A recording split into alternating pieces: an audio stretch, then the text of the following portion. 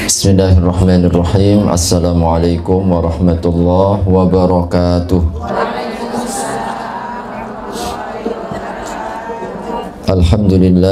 Alhamdulillahi rabbil alamin. Wabihi nasta'in ala umurid dunya waddin. Wassalatu wassalamu ala ashrafil anbiya'i wal mursalin, nabiyyina Muhammadin wa ala alihi wa sahbihi wa sallim ajma'in. Amma ba'du.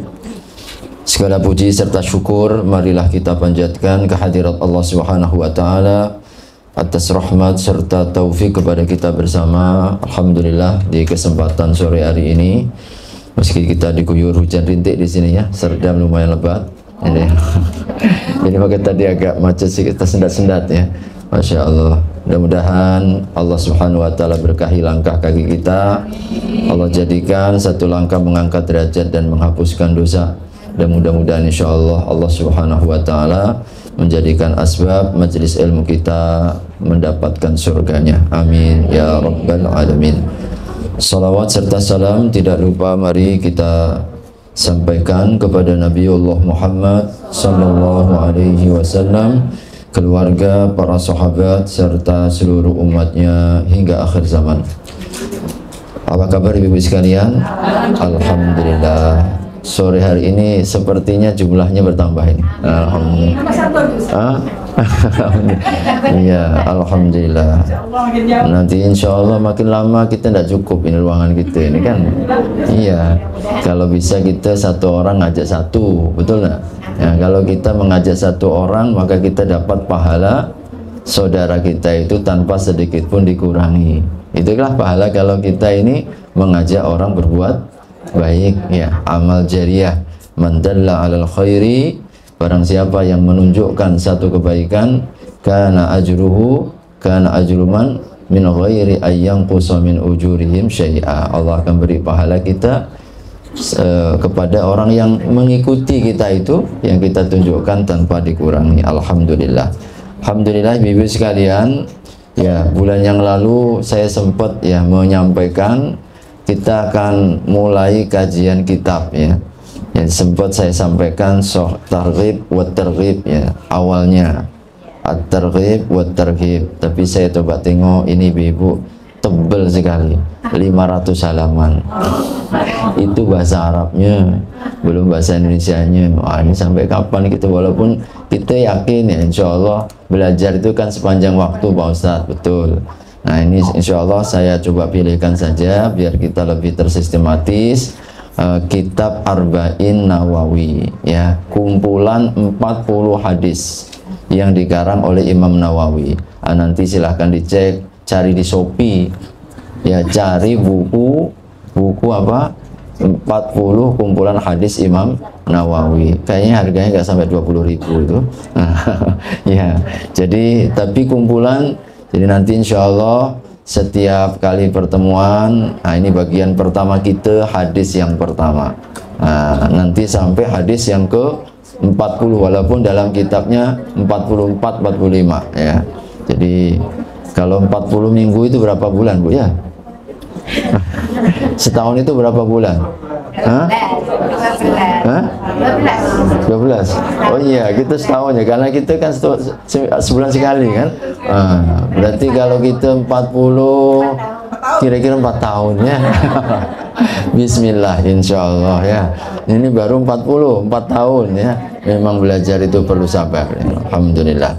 Baik, insyaallah saya akan bacakan terlebih dahulu, baru saya terjemahkan, lepas itu baru kita jelaskan insyaallah ya. Nanti mudah-mudahan bulan depan ibu-ibu sudah punya masing-masing, insyaallah bisa dikoordinir. Nanti cari di Shopee hadis Arba'in ya, Imam Nawawi ya. Hadis Arba'in Imam Nawawi, ketemu banyak insyaallah ya. Baik, bismillahirrahmanirrahim. Al-hadithul awal, hadis yang pertama, an Amiril Mu'minin Abi Hafs Umar ibn Khattab radhiyallahu anhu qala sami'tu Rasulullah sallallahu alaihi wasallam yaqul innamal a'malu binniyat wa innama likulli imri'in ma nawa. faman kanat hijratuhu ila Allah wa rasulihi fahijratuhu ila Allah wa rasulihi wa man kanat hijratuhu lidunya yusibuha aw imra'atin yankihuha fahijratuhu ila ma hajara ilaihi. Diriwayatkan muttafaqun alaih, rawahul Bukhari wa Muslim. Baik. An Amirul Mukminin, dari Amirul Mukminin. Itu siapa Amirul Mukminin? Itu pemimpin kaum mukminin, presiden, khalifah sama. Abu Hafs, yaitu bapaknya Hafs. Jadi ini namanya gelaran. Dulu orang-orang Arab memang suka menggunakan nama anaknya, ya, Abu Umar, Abu Abdillah, ya, Abu Hafs, Abu Bakar, Abu Hurairah, dan seterusnya.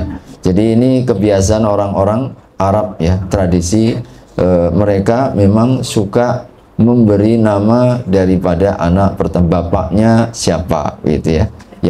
Anak pertama biasanya. Abu Hafs namanya siapa? Umar ibnu Khattab radhiyallahu anhu, yaitu Umar bin Khattab radhiyallahu anhu. Qala, ia berkata, sami'tu Rasulullah sallallahu alaihi wasallam yaqul, aku mendengar Rasulullah SAW telah bersabda, innamal a'malu bin niyat, sesungguhnya amal itu tergantung niatnya. Wa innama likulli imri'in ma nawa, dan sesungguhnya masing-masing orang apa yang dia niatkan.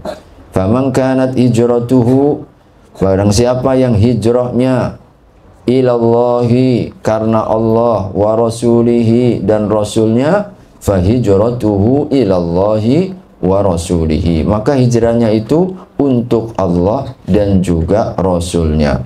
Wa man kanat hijratuhu, dan barang siapa yang hijrahnya li dunia, untuk mendapatkan dunia, yusibuha, yang ingin ia dapatkan, awi mura'atin yang kihuha, atau wanita yang hendak ia nikahi, fahijratuhu, maka hijrahnya ila ma hajara ilaihi, yaitu kepada yang dihijrahi. Jadi maka hijrahnya itu untuk apa yang dia hijrah. Hadis ini diriwayatkan oleh Imam Bukhari dan Imam Muslim. Baik, alhamdulillah. Ini redaksi dan terjemah hadis. Sudah hafal Ibu? Alhamdulillah. Rata-rata dah hafal Pak Ustaz. Tapi penggal yang pertama, innamal a'malu. Dah sampai di situ cukup Pak Ustaz. Dah modal itu Ibu kalau mau ceramah kan? Maksudnya kalau kita ngobrol sama suami macamnya, bang, innamal a'malu binniyat bang, ya. Abang untuk apa nih, ya? Innamal a'malu binniyat. Baik, insyaallah hadis ini namanya sanad Bu ya. Ada, kalau dalam ilmu hadis itu ada sanad. Apa itu sanad? Jalan menuju isinya apa? Isinya hadis ya. Jadi daripada dari. Nah, cuma kita rata-rata kalau dalam kitab-kitab yang bukan induknya, kalau di kitab induknya seperti Imam Bukhari, Imam Muslim, Imam Abu Dawud, itu dari beliau. Beliau dengar dari siapa? Beliau dengar dari siapa? Beliau dengar dari siapa? Sampai ke Rasulullah. Itu namanya sanad, yaitu jalan. Sehingga dipastikan bahwa memang itu sabdanya Nabi. Kau dengar dari siapa? Guruku. Gurunya siapa? Dia. Sampai kepada Nabi. Maka Bapak Ibu sekalian, bahwa agama ini agama yang utama. Yang membawanya itu bukan orang sembarangan. Ya, tidak bisa menjadi perawi hadis kecuali yang sudah standar. Apa standarnya? Yang pertama, para ulama itu mengatakan mesti adil. Apa yang dimaksud dengan adil? Tidak pernah berbuat dosa besar, tidak membiasakan dosa kecil. Tuh. Jadi tidak mungkin seorang perawi melakukan dosa besar. Kalau ada yang melakukan dosa besar, langsung dicopot ya, nggak diterima hadisnya. Yang kedua, mereka itu juga harus kuat hafalannya. Hafalannya itu kuat ibu-ibu. Ya, kalau macam kita ini enggak, rasanya Ya, baru dengar sekali, apalagi baru dengar sekali ya, berkali-kali dengar lupa ya, apalagi nggak pernah dengar. Nah ini ibu-ibu sekalian, memang orang yang hafalannya kuat, jadi kuat, macam komputer, betul-betul nggak lupa begitu. Jadi mereka ini orang-orang para perawi. Jadi kalau misalkan perawinya itu lupa begitu, langsung jatuh itu kualitas hadisnya, nggak bisa sahih. Nah, termasuk juga yang ketiga, mereka itu adalah orang-orang yang menjaga muru'ah. Muru'ah itu adab-adab, akhlak yang mulia, akhlak yang mulia.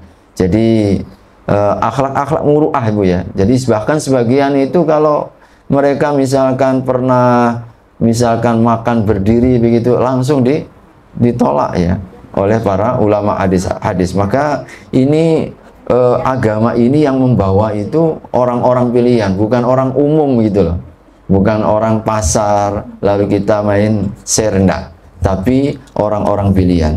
Nah di dalam hadis-hadis yang tidak induk seperti arba'in seperti ini, kita hanya disampaikan sahabat, siapa yang dengar dari Nabi.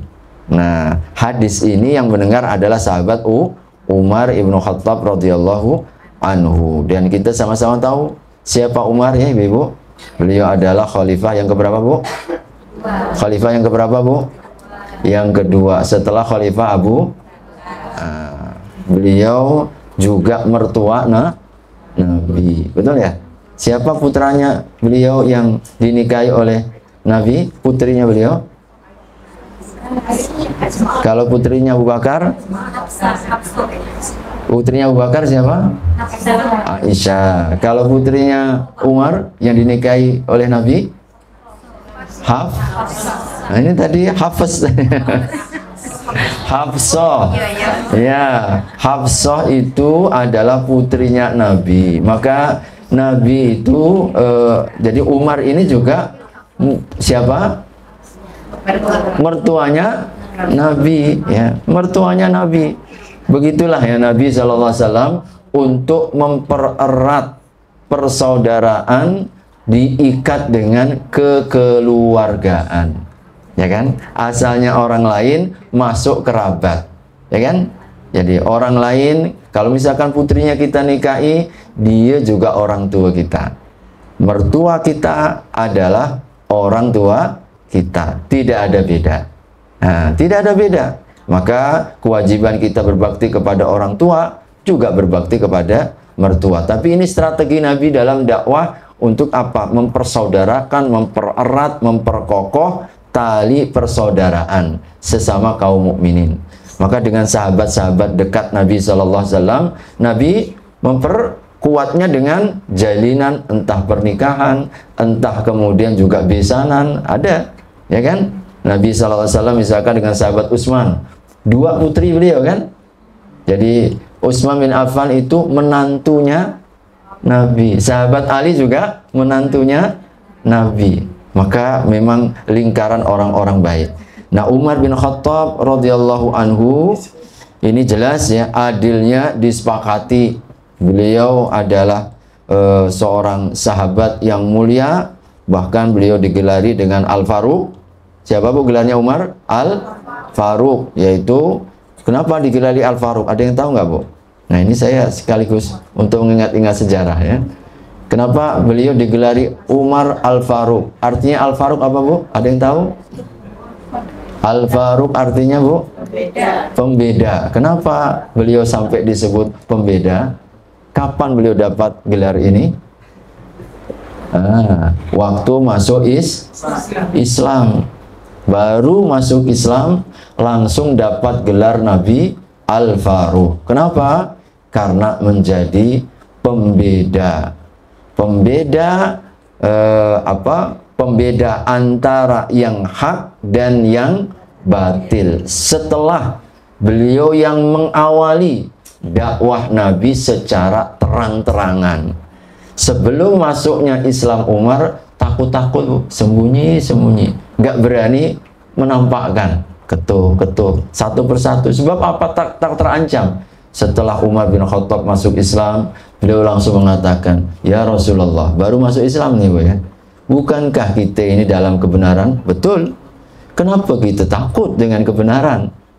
Kalau begitu, wahai Rasulullah, kita keluar sama-sama. Tidak ada lagi sembunyi-sembunyi. Subhanallah. Nah, akhirnya Nabi keluar dari rumah yang biasa beliau berkumpul, Darul Arqam, ya, Al-Arqam bin Arqam, keluar satu barisan dipimpin oleh Hamzah, ya, bin Abdul Muttalib, yang satu dipimpin oleh Umar bin Khattab. Ini dua orang kalau sudah keluar nggak ada yang berani.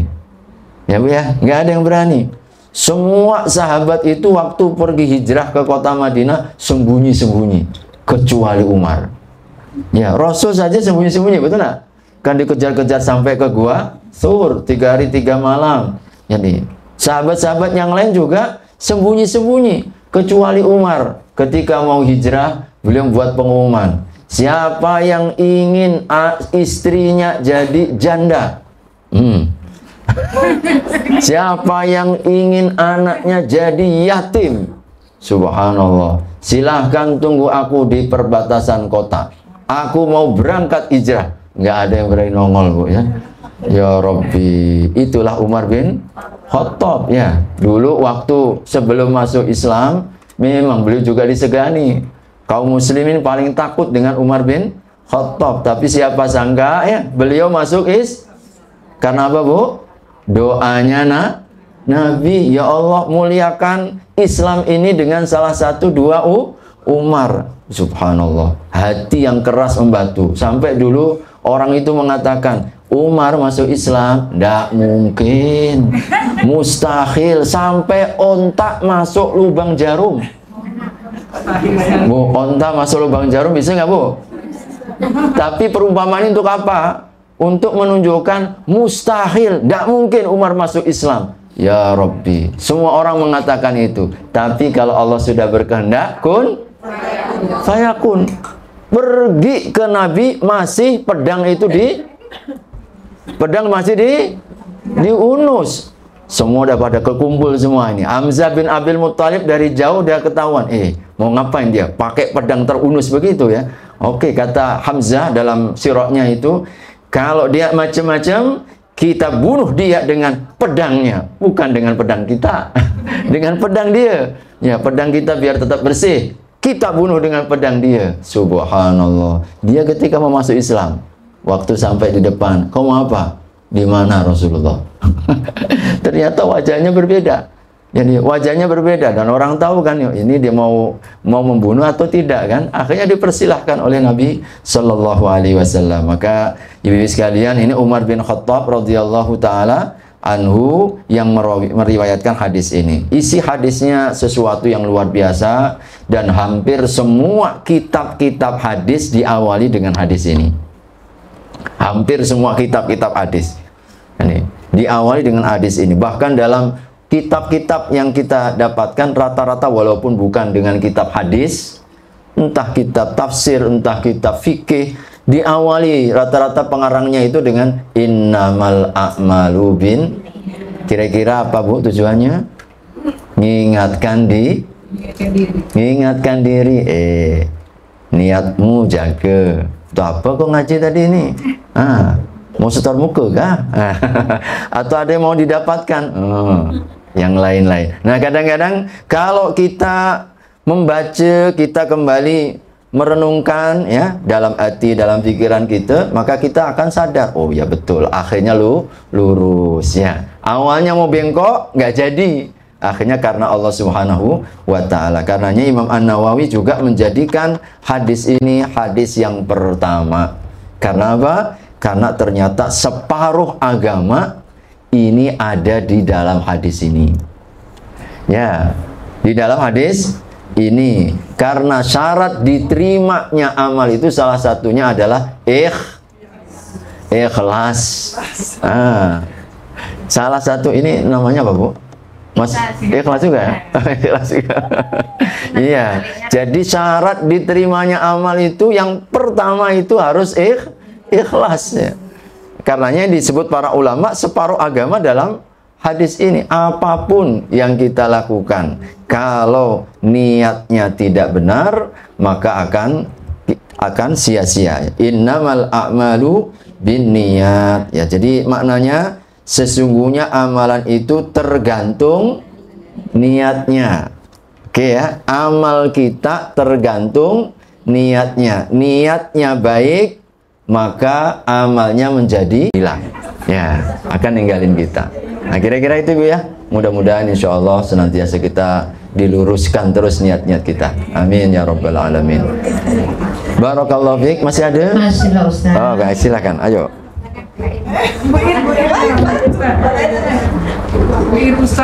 Buir, silakan Buir. Maghribnya agak lambat sih. Ini paling jauh dan jawabannya. Assalamualaikum warahmatullahi wabarakatuh. Waalaikumsalam. Pak Ustaz, macam mana kalau niat kita tuh, kan kita niat memang mau pergi pengajian ini, tapi kita tuh dengan pikiran bahwa yang ngasih materi itu bagus gitu, misalkan enggak, yang bawakan materi itu kan niat kita. Seperti saya alami lah sekarang ini. Saya sampai turun dari tadi di rumah dari jam 3 kurang 20 sampai sini pas azan, saya langsung sholat situ.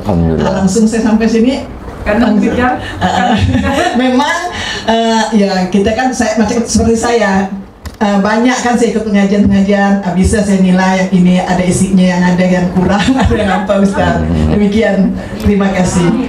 Baik, jazakumullah khair. Ya, pertama ibu-ibu sekalian yang perlu kita, ya salah satu kita pengajian itu kan untuk cari apa? Ilmu. Kita mencari ilmu dan kita belajar ini memang salah satu tujuannya agar untuk memperbaiki diri dan lain sebagainya, sehingga kita pun juga diperintahkan oleh Allah Subhanahu wa taala ya, fasalu ahladzikri dzikri in kuntum la ta'lamun. Bertanyalah kalian. Bertanya itu bisa dalam bentuk pertanyaan langsung, bisa juga dalam bentuk bertanya itu artinya kita menggali, kita mengkaji, ya, kita mempelajari. Nah, tentu yang disebut oleh Allah ahladzikr. Ahladzikr itu artinya para ulama ya, para ulama, para asatid kita. Nah, oleh karenanya tentu ini menjadi tuntutan. Dulu wasiat para ulama-ulama kita, kalian perhatikan dari mana ilmu kalian dapat. Ya. Dari ilmu yang kalian dapat. Apalagi kita di akhir zaman ini. Sekali lagi saya tidak mendakwakan ulama, tidak. Saya juga sama-sama dengan ibu-ibu, sama-sama penuntut ilmu. Kita sama-sama belajar. Tapi bagaimanapun orang ketika misalkan dalam posisi saya ini berat. Ya, berat. Tapi lebih berat lagi kalau kita tidak mau mengajar. Ya kan? Alhamdulillah dari kecil, dari madrasah ibtidaiyah sampai S2, S3, semuanya jurusan agama. Masa kita diam? Sekarang orang nggak punya modal, nggak modal agama, modal pandai bicara, melawak, bisa jadi ustadz, Bu. Ya kan? Dia hanya modalnya apa? Buat orang tertawa, nggak ada isinya. Bahkan kadang-kadang banyak menyesatkan. Nah, ini kan menjadi tuntutan kita. Oleh karenanya, maka tidak masalah. Jadi kita misalkan, oh saya pengajian di sana karena ada ustadz, masih lurus. Selama ya, jadi selama yang kita inginkan adalah ilmunya. Jadi bukan orangnya. Bukan orangnya. Jadi kita pun tidak boleh fanatik. Ya, dilarang kita fanatisme buta. Jadi yang kita ikuti adalah kebenaran, bukan pembawanya. Ya, jadi kalau yang disampaikan adalah kebenaran, dia bisa mendatangkan satu dalil, maka boleh kita terima. Tapi kalau misalkan dia tidak bisa mendatangkan dalil atau tidak sesuai, ya kita katakan tidak bisa diterima. Ya, saya misalkan beberapa hari ini dapat, oh Pak Ustadz katanya kalau kita habis sujud, ya Bu ya, habis sujud yang kedua, lalu apa Bu? Sujud kedua, berdiri rokaat kedua kan? Rokaat kedua, katanya nggak perlu lagi duduk istirahat. Nah, tahu nggak Bu duduk istirahat Bu? Habis sujud kedua, jangan langsung berdiri begitu loh.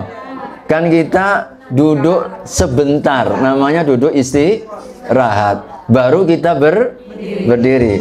Tergambar nggak Bu?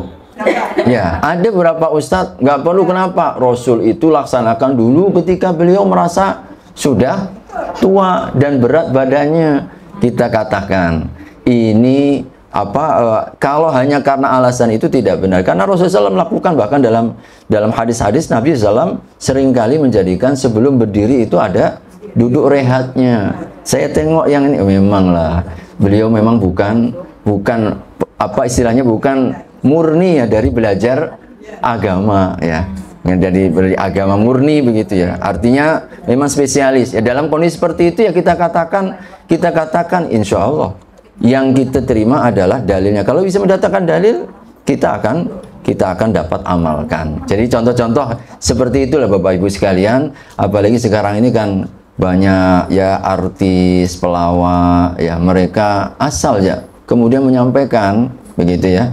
Sekarang keluar penjara ya, punya modal, pandai bicara, udah bisa jadi ustadzah, jadi ustadz begitu ya.